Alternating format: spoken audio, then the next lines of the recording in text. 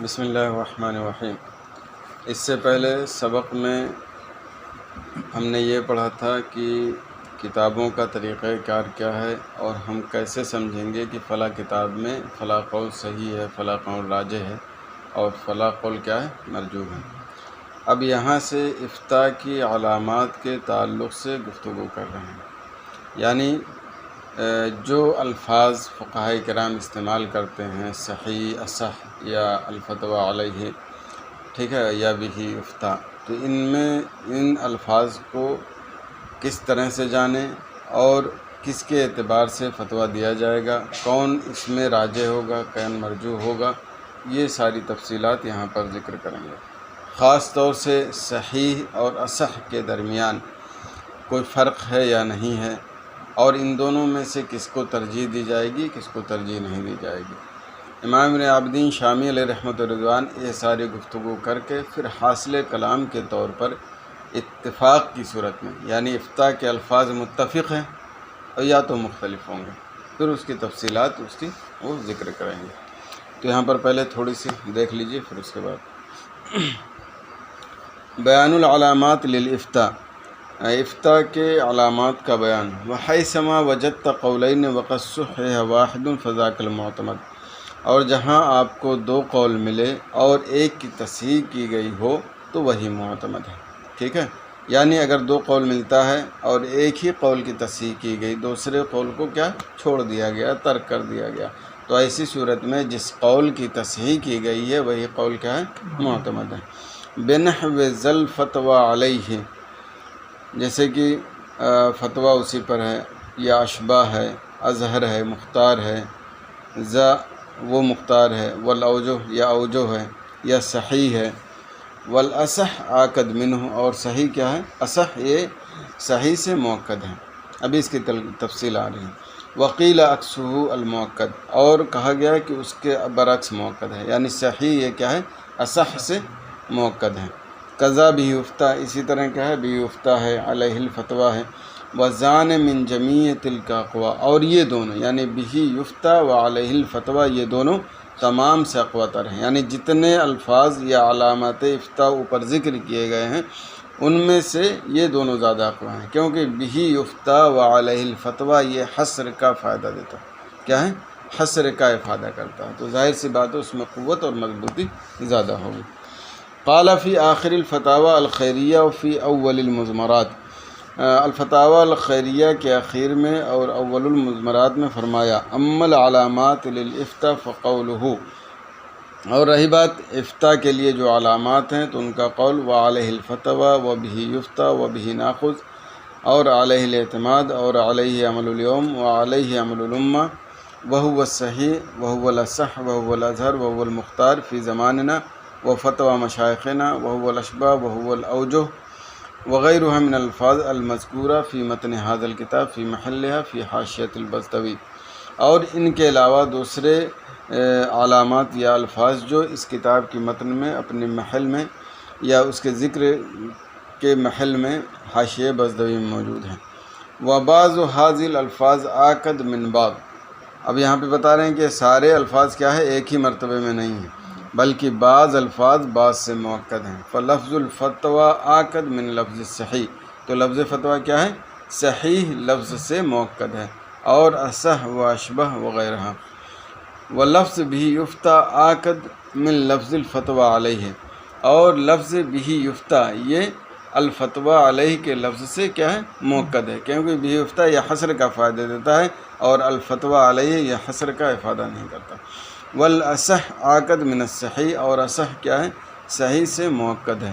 والاحوط آکد من الاحتیاط، اور احوط کا لفظ کیا ہے، لفظ احتیاط سے موکد ہے۔ تو یہ علامات یہاں پر امام ابن عابدین شامی علیہ رحمہ نے بطور مثال ذکر کر دی ہے، اور یہ بتایا کہ یہ سارے الفاظ ایک مرتبے میں نہیں ہیں، بلکہ ساروں کا مرتبہ کیا ہے، الگ الگ ہے۔ یہ اور بات ہے کہ بہ یفتیٰ وعلیہ الفتویٰ یہ عام طور سے الفاظ پر ان کو ترجیح حاصل ہے۔ اب یہاں پر امام ابن عابدین شامی علیہ رحمۃ الرضوان صحیح اور اصح کے درمیان فرق کا ذکر کر رہے ہیں۔ مثال کے طور پر اگر دو معتبر علماء اختلاف کریں اور ایک کسی قول کو صحیح کہے اور دوسرا اسی کے خلاف کیا ہے اصح کہے، تو ایسی صورت میں ایک مفتی کس قول کے مطابق فتویٰ دے گا؟ صحیح کے مطابق دے گا یا اصح کے مطابق دے گا؟ تو بہت سارے علماء نے کہا کہ اس صورت میں صحیح کے مطابق فتویٰ دے گا۔ کیوں؟ اس کی علت یہ بیان کی کہ جو شخص صحیح کا قائل ہے وہ اپنے مخالف کو کیا ہے سمجھتا ہے کہ اس کا قول فاسد ہے، کیونکہ صحیح کا مخالف کیا آتا ہے؟ فاسد ہی آتا ہے۔ اس کے برخلاف جو شخص اصح کا قائل ہے وہ اپنے مقابل والے کو فاسد نہیں سمجھتا ہے بلکہ کیا ہے صحیح سمجھتا ہے۔ تو اس طرح سے قائل اصح جو ہے وہ صحیح کے قائل کے ساتھ متفق ہے، لیکن صحیح کا جو قائل ہے وہ اصح کے قائل کے ساتھ متفق نہیں ہے۔ اس لیے بہت سارے علماء نے کہا کہ اگر صحیح اور اصح میں اختلاف ہو جائے تو ایک مفتی کیا ہے صحیح کے مطابق فتویٰ دے۔ البتہ جمہور علماء کرام کے نزدیک یا مفتیان اعظام کے نزدیک جو مشہور ہے وہ یہی مشہور ہے کہ اصح کیا ہے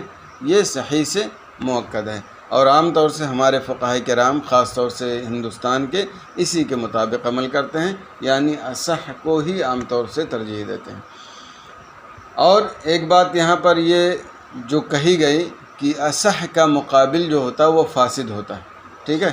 یہ کیا قاعدہ کلیہ ہے ہر جگہ ایسا ہوگا یا ایک ہی غالب کے اعتبار سے؟ تو کہہ رہے ہیں کہ ایسا نہیں کہ ہر فرد پر یہ چیز صادق آئے گی، بلکہ یہ غالب یا کہہ لیجئے اغلب کے اعتبار سے حکم ہے۔ ورنہ کبھی کبھی کیا ہے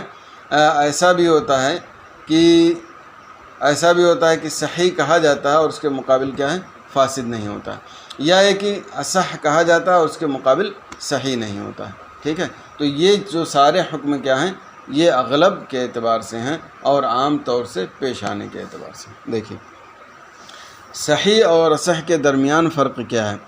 لیکن شرح المنیہ بحث و مسل مصحف میں ہے والذی اخذناہ من المشائخ، اور جو ہم نے مشائخین کرام سے اخذ کیا ہے وہ یہ ہے کہ جب دو معتبر امام کا تصحیح میں تعارض ہو جائے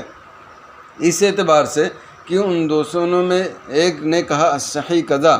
اور دوسرے نے کہا الاصح قضا، فالاخذ بقول من قال الصحیح اولا، تو ایسی صورت میں جس شخص نے صحیح کا قول کیا ہے اس کا قول اصح کے قائل کے قول کے لینے سے بہتر ہے، لأن الصحیح مقابلہ فاسد، کیونکہ صحیح کیا ہے اس کا مقابل فاسد ہے، والاصح مقابلہ الصحیح، اور اصح اس کا مقابل کیا ہے صحیح ہے، فقد وافق من قال الاصح قائل الصحیح علی انہ صحیح، تو اصح کے قائل نے صحیح کے قائل کی موافقت کی اس بات پر کہ وہ صحیح ہے، واما من قال الصحیح، اور رہی بات اس شخص کی جس نے صحیح کا قول کیا، فعندہ ذلک الحکم الآخر فاسد، تو اس کے نزدیک وہ دوسرا حکم یعنی حکم آخر وہ کیا ہے فاسد ہے، یعنی اصح کا جو قائل ہے وہ صحیح کا قائل کیا ہے اسے فاسد سمجھتا ہے۔ فالاخذ بما اتفق على انه صحیح اولا من الاخذ بما هو عند احدهما فاسد، انتہا۔ تو اس قول کو لینا جس پر اتفاق ہے کہ یہ صحیح ہے اولا ہے اس قول کے لینے سے جو ان دونوں میں سے کسی ایک کے نزدیک فاسد ہے، یعنی جس پر دونوں کا اتفاق ہے اس پر عمل کرنا بہتر ہے، اور جس میں کیا ہے ایک کے نزدیک فاسد ہو کوئی قول تو اس سے بچنا بہتر ہے۔ وذکر العلامہ ابن عبد الرزاق فی شرح الدر المختار، اور علامہ ابن عبد الرزاق نے اپنے شرح الدر المختار میں ذکر کیا ہے، الدر المختار کی شرح میں ذکر کیا ہے کہ جمہور کے نزدیک مشہور یہ ہے کہ اصح یہ صحیح سے کیا ہے مؤکد ہے۔ وفی شرح البیر قال فی التراز المہذب ناقلا عن حاشیۃ البزدوی، اور شرح البیری میں ہے فرماتے ہیں کہ التراز المہذب میں ہے وہ نقل کرتے ہیں حاشیۃ البزدوی سے کہ قولہ هو الصحیح، کسی فقیہ کا قول هو الصحیح یہ تقاضا کرتا ہے اس بات کا کہ اس کا غیر کیا ہے غیر صحیح ہے، ولفظ الاصح یقتضی ان یکون غیرہ صحیحا، اور لفظ اصح یہ اس بات کا تقاضا کرتا ہے کہ اس کا غیر کیا ہے صحیح ہو۔ اقول ينبغي ان يقید ذلك بالغالب، مناسب یہ ہے کہ اس کو غالب سے مقید رکھا جائے، لأن وجدنا مقابل الاصح الروایہ الشاذہ کما فی شرح المجمع، اور مناسب یہ ہے یا ضروری یہ ہے کہ اس کو غالب سے مقید کیا جائے کیونکہ ہم نے اصح کے مقابل کیا ہے روایت شاذہ کو بھی پایا ہے، جیسا کہ شرح المجمع میں ہے۔ یعنی یہ کوئی ضروری نہیں ہے کہ اگر قائل اصح کا کوئی ہے تو ایسی صورت میں اس کا مقابل کیا ہے صحیح ہو، یہ لازم اور ضروری نہیں۔ ہاں غالب ایسا ہوتا ہے، لیکن کبھی کبھی اصح روایت شاذہ کے مقابل بھی بولا جاتا ہے، تو ایسی صورت میں اصح تو ہوگا لیکن اس کے مقابل صحیح نہیں ہوگا، بلکہ روایت شاذہ ہوگی یا غیر صحیح ہوگی۔ وفی در المختار بعد نقلہ حاصل ما مر ثم رأیت فی رسالت آداب المفتی، اور الدر المختار میں اس کا حاصل نقل کرنے کے بعد ہے، پھر میں نے آداب المفتی کے رسالے میں دیکھا اذا زیلت روایہ، جب کہ کوئی روایت کسی کتاب معتمد کتاب میں اصح سے مزین ہو، اول اولا یا اولا سے ہو یا ارفق سے ہو یا اس کے مثل، فلہ ان یفتی بہا، تو اس کے مفتی کو اجازت ہے کہ اس کے مطابق فتویٰ دے یا اس کے مخالف بھی فتویٰ دے جس سے چاہے۔ یعنی اگر کسی معتمد کتاب میں اصح کہا گیا، اولا کہا گیا، ارفق کہا گیا، تو اس کا مطلب یہ ہے کہ اس کے بالمقابل جو ہے وہ صحیح ہے۔ تو یہاں پر یہ بتا رہے ہیں کہ مفتی کو اختیار ہے کہ دونوں میں سے جس کو چاہے فتویٰ دے، لیکن یہ مفتی کون ہے؟ مفتی مجتہد ہے، ٹھیک ہے، ناقل مفتی نہیں۔ اور ناقل مفتی کا جو طریقہ یہ بھارت میں ہے، ہندوستان میں وہی سے ہے کہ اصح کے مطابق کیا ہے عمل کرے، ایسا نہیں کہ جس پر چاہے اس پر عمل کرے۔ ہاں ضرورت و حاجت جب متحقق ہوگی تو ہمیشہ اس کی ضرورت رہے گی۔ فلہ وَإِذَا زُيِّلَتْ بِالصَّحِيحِ أَوِ الْمَأْخُوذِ بِهِ أَوْ بِهِ اُفْتَىٰ وَعَلَيْهِ الْفَتْوَىٰ لَمْ يُفْتِ بِمُخَالِفِهَا، اور جب کوئی قول صحیح کے ذریعے مزین ہو یا ماخوذ بہی کے ذریعے یا بہ افتہ کے ذریعے یا علیہ الفتویٰ کے ذریعے، تو اس کے مخالف فتویٰ نہیں دے گا، ٹھیک ہے۔ الا اذا کان فی الہدایہ مثلا، مگر جب کہ ہدایہ میں مثال کے طور پر ہو الصحیح وفی الکافی بمخالفہ ہو الصحیح، اور کافی میں اس کے مقابل کیا ہے ہو الصحیح ہو، فیخیر فیختار الاقوی عندہ، تو ایسی صورت میں اسے اختیار دیا جائے گا، تو جو اس کے نزدیک اقوا الیق اور اصلح ہوگا اسی کو اختیار کرے گا۔ فلیحفظ، تو اسے یاد کر لیں، یا فلیحفظ، اسے یاد کر لینا چاہیے۔ یعنی اگر صحیح یا ماخوذ بھی یا بھی افتہ کہا گیا ہے تو اس کے مخالف فتویٰ نہیں دیا جائے گا، البتہ اگر دو معتبر فقہا کا اختلاف ہو جائے کہ ایک کتاب میں ایک قول کو صحیح کہا گیا اور دوسرے کتاب میں اس کے مخالف کو صحیح کہا گیا، تو ایسی صورت میں کیا ہے مفتی کو اختیار ہوگا کہ اس کے نزدیک جو اقوا اور اصلح ہو حالات کے اعتبار سے اس کے مطابق وہ عمل کرے، اس کے مطابق فتویٰ دے۔ اب یہ ساری گفتگو ہونے کے بعد امام ابن عابدین شامی علیہ رحمت و رضوان اس کا خلاصہ ذکر کرتے ہیں مختلف صورتوں کے ذریعے۔ سب سے پہلی صورت یہ ہے کہ علامات افتاء جو ہیں وہ متفق ہوں، کیا ہے متفق ہوں، یعنی ایک مفتی نے بھی صحیح کہا، دوسرے مفتی نے بھی صحیح کہا، ایک مفتی نے اصح کہا تو دوسرے مفتی نے بھی اصح کہا، ایک مفتی نے بھی افتاء کہا تو دوسرے مفتی نے بھی افتاء کہا، تو اس میں تو کوئی مسئلہ ہی نہیں، اتفاق ہے، لوگ اسی کے مطابق عمل کریں گے۔ اور دوسری صورت یہ ہے کہ اختلاف ہو جائے، یعنی علامات افتاء میں اختلاف ہو، اور مثال کے طور پر ایک مفتی نے صحیح کا قول کیا ہے اور دوسرے مفتی نے کیا ہے بھی افتاء یا علیہ الفتویٰ یا الفتویٰ علیہ، یعنی کہنے کا مطلب ہے ایک میں فتویٰ کا ذکر ہو اور ایک میں فتویٰ کا ذکر نہ ہو، تو ایسی صورت میں جس میں فتویٰ کا ذکر ہے اسی پر عمل کیا جائے گا۔ اس کی وجہ کیا ہے کہ جب کہتے ہیں کہ علیہ الفتویٰ تو اس میں دو چیزیں پائی جاتی ہیں، ایک تو یہ کہ وہ صحیح بھی ہے اور دوسرے کی اس پر فتویٰ بھی ہے۔ لیکن اگر کسی قول کو صحیح کہا جاتا ہے تو صحیح تو ہے، لیکن اس کے لیے لازم اور ضروری نہیں کہ اس پر فتویٰ بھی ہو، ٹھیک ہے۔ لہٰذا اگر کوئی دو قول یا دو علامات افتاء ایسے پائے جاتے ہیں جن میں سے ایک میں فتویٰ کا ذکر ہے اور دوسرے میں فتویٰ کا ذکر نہیں ہے، تو جس میں فتویٰ کا ذکر ہے اس پر عمل کیا جائے گا اور جس میں فتویٰ کا ذکر نہیں ہے اس پر عمل نہیں کیا جائے گا، ایک صورت۔ اور دوسری صورت یہ ہے کہ دو اقوال مختلف ہیں اور دونوں میں فتویٰ کا ذکر ہے، کیا ہے دونوں میں علامات فتویٰ کا ذکر ہے، تو ایسی صورت میں آپ کیا کریں گے؟ تو کہہ رہے ہیں یہاں دیکھا جائے گا کہ کوئی ایسا لفظ ہے جس میں حصر کا افادہ کرے اور کوئی ایسا لفظ ہے جو حصر کا افادہ نہ کرے، اگرچہ فتویٰ کا ذکر ہے۔ تو جیسے الفتویٰ علیہ یا بہ یفتیٰ، اس میں اختلاف ہوا تو بہ یفتیٰ یہ حصر کا فائدہ دیتا ہے اور اس میں اہتمام زیادہ ہے، اس لیے بہ یفتیٰ کے مطابق کیا ہے عمل کیا جائے گا۔ اور اگر تیسری صورت دونوں میں سے کسی میں بھی لفظ فتویٰ کا ذکر نہ ہو، ٹھیک ہے، تو مثال کے طور پر اصح اور صحیح میں اختلاف ہو، تو اس کی تفصیل گزری کہ بہت سارے علماء صحیح کو ترجیح دیتے ہیں، اور جمہور علماء کے نزدیک کیا ہے، مشہور یہ ہے کہ اصح پر عمل کیا جائے، اور صحیح کا مقابل یہ کیا ہے، فاسد ہوتا ہے۔ تو اس اعتبار سے علماء کرام نے صحیح کو ترجیح دی، لیکن یہ اسی صورت میں ہوگا، یعنی صحیح کا مخالف فاسد ہے، یہ کب ہوگا، جبکہ دو مختلف کتاب میں ذکر ہو، ٹھیک ہے، دو مختلف کتاب میں ذکر ہو۔ لیکن اگر کوئی مصنف ہے اور اسی نے دونوں اقوال کو اپنی کتاب میں درج کیا ہے، یعنی وہی کسی قول کو صحیح کہہ رہا ہے اور ایک ہی شخص، ایک ہی مفتی دوسرے قول کو اصح کہہ رہا ہے، تو ایسی صورت میں صحیح کا مقابل کیا ہے، اصح، یہ فاسد نہیں ہوگا، ٹھیک ہے۔ ہاں اگر کوئی دوسرا قول اور موجود ہو، یا کہہ لیجیے تیسرا قول ان دونوں کے علاوہ موجود ہو، تو ایسی صورت میں صحیح کے مقابل وہ تیسرا قول کیا ہے، وہی فاسد ہوگا، ٹھیک ہے۔ اور چوتھی صورت یہ ہے کہ اس میں اصح یا صحیح کا لفظ ہو اور دونوں معتمد فقہاء کرام ہوں، تو ایسی صورت میں اگر دونوں ایک ہی رتبے میں ہیں، ٹھیک ہے، کیا ہے، دونوں ایک ہی رتبے میں ہیں، تو اس صورت میں اختیار ہوگا۔ لیکن اگر دونوں میں مرتبہ کسی کا اعلیٰ ہے، کسی کا اولیٰ ہے، کسی کا افضل ہے، تو ایسی صورت میں جو افضل اور اولیٰ ہوگا اسی کے مطابق عمل کیا جائے گا۔ مثال کے طور پر کوئی قول خانیہ میں ہے اور دوسرا قول بزازیہ میں ہے، تو عام طور سے فقہاء کرام فتاوی قاضی خاں کے فتویٰ کو مقدم رکھتے ہیں، تو بزازیہ اور فتاوی خانیہ میں جب اختلاف ہوگا تو فتاوی خانیہ کے قول کو کیا ہے، مقدم رکھا جائے گا اور اسی کے اعتبار سے عمل کیا جائے گا۔ قلت وحاصل هذا كله، ان تمام باتوں کا حاصل یہ ہے کہ جب دونوں روایتوں میں سے ہر ایک کی تصحیح کی گئی ہے ایک ہی لفظ سے، کان ذکر فی کل واحدۃ منہما هو الصحیح، جیسے کہ ان دونوں میں سے ہر ایک کے بارے میں ذکر کیا گیا کہ وہی صحیح ہے یا اصح ہے، یا ہے کہ بھی افتاء یخیر المفتی، تو ایسی صورت میں مفتی کو اختیار ہوگا،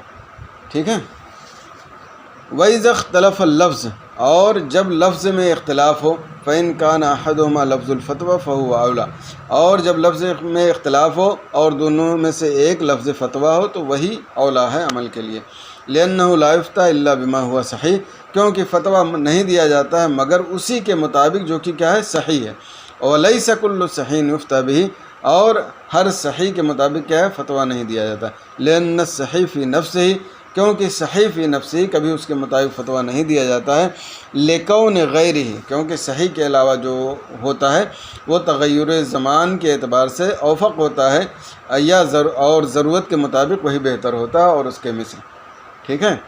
فما فیہ لفظ الفتویٰ یتضمن شیئین، تو جس میں لفظ فتویٰ ہوتا ہے وہ دو چیزوں کو شامل ہوتا ہے، ان دونوں میں سے ایک کی فتویٰ کی اس کے متعلق فتویٰ کی اجازت ہے، والآخر صحتہ، اور دوسرا کیا ہے، اس کی صحت کا، لأن الافتاء به تصحیح لہ، کیونکہ اس کے مطابق فتویٰ دینا کیا ہے، اس کی تصحیح ہے، بخلاف ما فیہ لفظ الصحیح او الاصح، مثلا برخلاف اس کے کہ جس میں لفظ صحیح یا اصح ہے۔ وإن كان لفظ الفتوى في كل منهما، اور اگر لفظ فتویٰ ان دونوں میں سے ہر ایک میں ہو، فإن كان أحدهما يفيد الحصر مثل به يفتى، تو اگر ان دونوں میں سے ایک حصر کا فائدہ دیتا ہے جیسے بھی یفتہ یا علیہ الفتویٰ فهو الاولیٰ، تو وہی بہتر ہے، ومثلہ بل اولیٰ لفظ، اور اسی کے مثل بلکہ اس سے بہتر لفظ ہے علیہ عمل الامہ، لأنہ یفید الاجماع، کیونکہ یہ اجماع کا فائدہ کرتا ہے، یعنی علیہ عمل الامہ کیا ہے، یہ لفظ فتویٰ جس میں حصر کا فائدہ دیتا ہے اس سے بھی اعلیٰ اور افضل ہے، کیونکہ یہ جہاں تصحیح اور فتویٰ کا مسئلہ ہے وہیں پر اجماع کا بھی اس میں افادہ ہوتا ہے۔ وَإِن لَمْ يَكُنْ لَفْظُ الْفَتْوَى فِي وَاحِدٍ مِّنْهُمَا، اور اگر لفظ فتویٰ ان دونوں میں سے کسی ایک میں بھی نہ ہو، فَإِن كَانَ أَحَدُهُمَا بِلَفْظِ الْأَصَحِّ، تو اگر ان دونوں میں سے ایک لفظ اصح کے ساتھ ہو اور دوسرا لفظ صحیح کے ساتھ ہو، فعلی الخلاف السابق، تو خلاف سابق کے مطابق ہوگا۔ لیکن ھذا فیما اذا كانت تصحیحان فی کتابین، لیکن یہ اسی صورت میں ہے جبکہ دونوں تصحیح دو کتاب میں موجود ہو۔ اما لو کان فی کتاب واحد، رہی بات یہ ہے کہ اگر وہ دونوں کسی ایک کتاب میں ہوں ایک ہی امام کی جانب سے، تو یہ خلاف اصح کے مقدم کرنے میں صحیح پر یہ نہیں آئے گا، لأن اشعار الصحیح بأن مقابلہ فاسد لا يتعدى فيه بعد التصریح، کیونکہ صحیح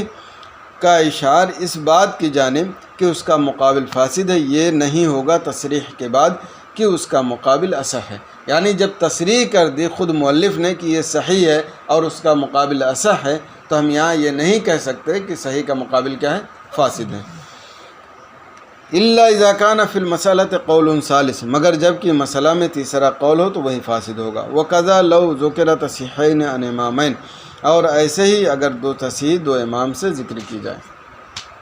ثم قال ان هذا التصحیح الثاني اصح من الاول مثلا فانه لا شك ان مراده ترجیح ما عبره عنه بكونه صح، پھر کہا کہ یہ تصحیح ثانی اول سے اصح ہے مثلا، تو اس میں کوئی شک نہیں اس کی مراد ترجیح ما عبره بكونه صح، اس کو ترجیح دینا ہے جس کی تعبیر اصح سے کی ہے۔ یعنی اگر دو امام سے دو قول ذکر کیا، پھر اس نے کہا یہ دوسرا اصح ہے، کیا ہے؟ دوسرا اصح ہے، تو ایسی صورت میں یہ اصح قول کو صحیح پر ترجیح دے رہا، ٹھیک ہے؟ تو اگر دو امام کے قول کو ذکر کیا اور اس کے بعد اس نے کہا کہ یہ دوسرا قول اصح ہے، تو اسی دوسرے قول پر کیا ہے؟ عمل کیا جائے گا۔ وَيَقُعُ ذَلِكَ كَثِيرًا فِي تَصْحِيحِ علامہ قاسم، اور یہ بہت زیادہ علامہ قاسم کے تصحیح میں واقع ہے۔ وَإِنْ كَانَ كُلُّ مِنْهُمَا بِلَفْظِ الْأَصَحِّ أَوِ الصَّحِيحِ، اور اگر ان دونوں میں سے ہر ایک لفظ اصح یا صحیح کے ساتھ ہو، یعنی دونوں امام کیا ہے؟ اصح کا قول کریں یا دونوں امام صحیح کا قول کریں، فلا شبہۃ فی انہ یتخیر بینہما، تو اس میں کوئی شبہ نہیں کہ ان دونوں کے درمیان اسے اختیار دیا جائے گا۔ اذا کان الامامان مصححان فی رتبۃ واحدہ، جب کہ دونوں امام تصحیح کرنے والے ایک ہی رتبے ہوں، یعنی جن لوگوں نے دونوں قول کو صحیح کا مطلب الگ الگ افراد نے اس کے بالمقابل کو صحیح کہا ہے یا اصح کہا ہے، تو ایسی صورت میں اگر تصحیح کرنے والے ایک ہی رتبے میں ہیں تو مفتی مجتہد کو کیا ہے؟ اختیار ہوگا۔ اما لو کان احدہما عالم، اور رہی بات یہ ہے کہ اگر دونوں میں سے کوئی عالم ہو فإنہ یختار تصحیحہ، تو ایسی صورت میں کیا ہے؟ اسی کی تصحیح کو اختیار کرے گا، یعنی جو عالم ہے افضل ہے، جو زیادہ جانکار ہے۔ کما لو کان احدہما فی الخانیہ والآخر فی البزازیہ، مثلا جیسا کہ اگر ان دونوں میں سے ایک قول خانیہ میں ہو اور دوسرا بزازیہ میں ہو، تو قاضی خاں کی تصحیح یا اقوا ہوگی۔ فقد قال العلامہ قاسم، تو چنانچہ علامہ قاسم علیہ رحمۃ الرضوان نے فرمایا کہ قاضی خاں، امام قاضی خاں اس بات کے زیادہ حقدار ہیں کہ ان کی تصحیح پر اعتماد کیا جائے، ٹھیک ہے۔ وقضا یتخیر اذا صرح بتصحیح احداہما فقط باللفظ الاصح او الاحوط او الاولی او الارفق وسکت عن تصحیح الاخرى فإن هذا اللفظ يفيد صحة الأخرى لكن الأولى الأخذ بما صرح بأنها الأصح لزيادة صحتها، اور ایسی اختیار ہوگا جب کہ تصریح کر دے ان دونوں میں سے کسی ایک کے تصحیح کی فقط لفظ اصح کے ساتھ یا احوط یا اولا یا ارفق کے ساتھ، اور دوسرے قول سے سکوت اختیار کریں، تو یہ لفظ دوسرے قول کی صحت کا افادہ کرتا ہے، لیکن عمل کرنا اس کے مطابق زیادہ بہتر ہے، جس کے بارے میں صراحت ہے کہ یہ اصح ہے اس کے زیادہ صحیح ہونے کی وجہ سے۔ یعنی اگر کسی قول کو کہا کہ یہ اصح ہے، یہ احوط ہے، یہ اولا ہے، لیکن دوسرے قول کے بارے میں کوئی صراحت نہیں کی، تو کہہ رہے ہیں یہ اصح کہنا دوسرے قول کے صحیح ہونے پر دلالت کرتا ہے، لیکن وہ دلالت ہے اور یہاں پر اصح کیا ہے؟ صراحت ہے، تو بہرحال صراحت کو فوقیت حاصل ہوگی، لہٰذا اگر یہاں اس طرح کی صورت پیدا ہو تو کیا ہے؟ اصح پر عمل کیا جائے گا اور صحیح کو چھوڑ دیا جائے گا۔ وَقَذَا لَوْ صَرَّحَ فِي إِحْدَيْهِمَا بِالْأَصَحِّ وَفِي الْأُخْرَى بِالصَّحِيحِ فَإِنَّ الْأَوْلَى الْأَخْذُ بِالْأَصَحِّ، اور ایسے ہی اگر ان دونوں میں سے کسی ایک کے بارے میں اصح کی صراحت کر دی ہے اور دوسرے میں صحیح کے بارے میں فَإِنَّ الْأَوْلَى الْأَخْذُ بِالْأَصَحِّ، تو بہتر کیا ہے؟ اصح پر عمل کرنا ہی ہے۔ یعنی صحیح اور اصح کے درمیان بھی اگر اختلاف ہو جس کی تفصیل گزری، تو امام عابدین شامی علیہ رحمۃ الرضوان کے نزدیک کیا ہے؟ بہتر ہی ہے کہ اصح پر عمل کرے اور صحیح پر عمل نہ کرے۔ تو اس طرح سے یہ تفصیل ہے اور اس کا خلاصہ امام ابن عابدین شامی علیہ رحمۃ الرضوان نے ذکر کر دیا ہے، وہ ہمیں محفوظ رکھنا چاہیے، انشاءاللہ وہ ہمیں کیا ہے؟ فائدہ دے گا۔ آج کے سبق میں یہیں پر اکتفا کرتے ہیں، انشاءاللہ پھر آگے۔